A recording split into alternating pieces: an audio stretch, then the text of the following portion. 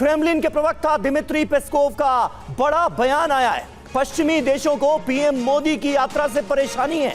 पश्चिमी देश पीएम मोदी की यात्रा को ईर्ष्या की नजरों से देख रहे हैं, यह कहा है पेस्कोव ने।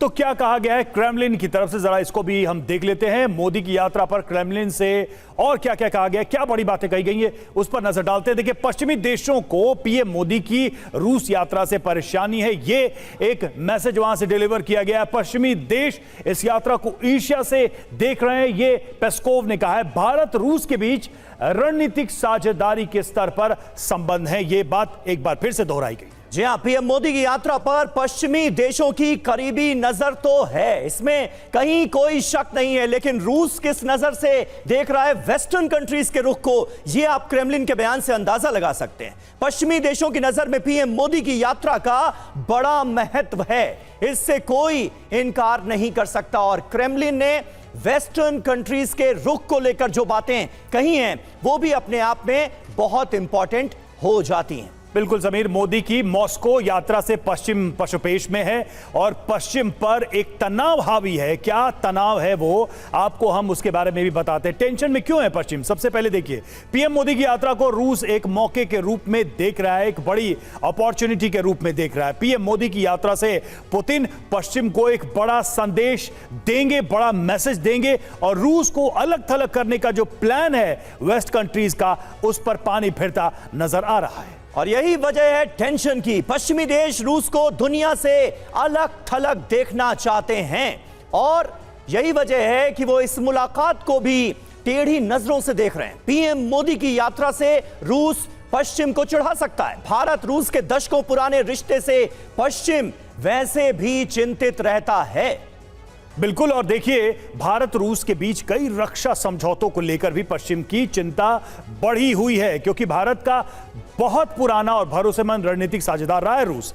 अमेरिका की जॉन्स हॉपकिंस यूनिवर्सिटी के प्रोफेसर ने यह आकलन किया है और जिस तरीके से पश्चिम की ये चिंताएं हैं, चूंकि रूस यूक्रेन समीर युद्ध खत्म नहीं हो रहा है, पश्चिम के देशों में राजनीतिक समीकरण तेजी से बदल रहे हैं और ऐसे में प्रधानमंत्री मोदी की वहां पर मौजूदगी ये सब कुछ बता रहा है कि पश्चिम इसको किस नजर से देख सकता है। बिल्कुल, और पश्चिम किस नजर से देख सकता है, ये बहुत बेहतर तरीके से मेरे सहयोगी मनीष झा भी बता सकते हैं। मनीष, आपका अपना आकलन क्या कहता है? वेस्टर्न कंट्रीज का अभी तक मौजूदा सूरत हाल में इस मुलाकात को लेकर ओवरऑल क्या रुख सामने आ रहा है? देखिए, इसके बावजूद कि पश्चिमी देश ये मानते हैं कि भारत उनका भी एक महत्वपूर्ण सहयोगी है और हम क्वाड के मेंबर हैं, हम दूसरे और तमाम संगठनों में गए हैं, G7 में भी प्रधानमंत्री मोदी गए थे, लेकिन हकीकत ये है कि आज की तारीख में जब ट्रस्ट फैक्टर की बात होती है तो प्रधानमंत्री मोदी और पुतिन की इस मुलाकात को लेकर मुझे ताज्जुब नहीं होगा जब नाटो के सम्मेलन में भी इसी पर चर्चा होगी कि मोदी और पुतिन की मीटिंग में क्या हुआ। दूसरी बात यह है कि रूस आज की तारीख में चीन के साथ तो खड़ा था ही, भारत जैसे देश का एक बार फिर उनके साथ खड़ा होना, और मैं इसलिए कहता हूं कि फिर उनके साथ खड़ा होना क्योंकि 2022 में प्रधानमंत्री मोदी को रूस जाना था, तभी वो दौरा नहीं हो पाया था। 2023 में पुतिन को भारत आना था, लेकिन वो नहीं हो पाया था। तो 2024 में जब दोनों नेताओं की क्रेमलिन में मुलाकात होगी तो उसकी बहुत अलग आप रूपरेखा तय की गई है और मुझे लगता है कि जो प्लान है मोदी और पुतिन की इस मीटिंग को लेकर, उससे जो कुछ निकलेगा वो बहुत इफेक्टिव होगा, जिस बात को पश्चिमी देश समझ पा रहे हैं। सतीश कुमार जी, लेकिन क्या अब हम ये मान सकते हैं क्या कि वेस्ट और पश्चिम देश अब एडजस्ट कर चुके हैं इस बात को लेकर कि भारत अपने इंटरेस्ट को सबसे ऊपर रखेगा, चाहे वो प्रधानमंत्री पुतिन से मिले, चाहे वो G7 की बैठक में जाएं, चाहे वो बाइडेन से मिले, हर परिस्थिति में भारत अपने इंटरेस्ट को ऊपर रखेगा और इसको उन्हें अब एक्सेप्ट करना पड़ेगा।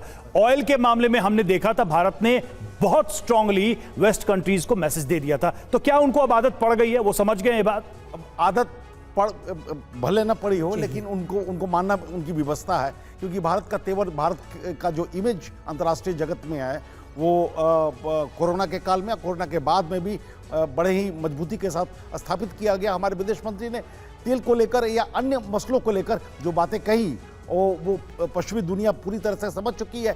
अब देखिए, रूस पिछले 2 सालों में अगर देखें, जब से युद्ध की शुरुआत हुई है, 2 साल से ज़्यादा हो गए, तो उसकी इकोनॉमी पिछले कुछ महीनों में बड़ी तेजी से आगे बढ़ी है।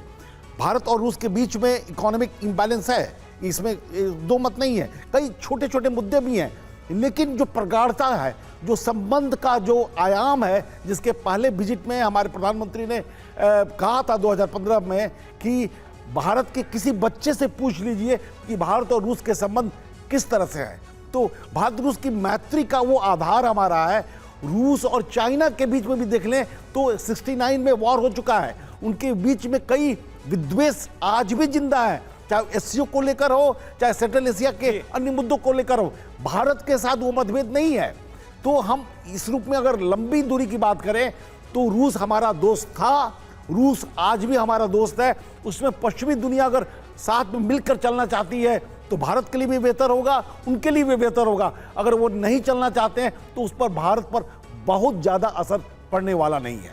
बिल्कुल, बहुत ज्यादा असर पड़ने वाला नहीं है।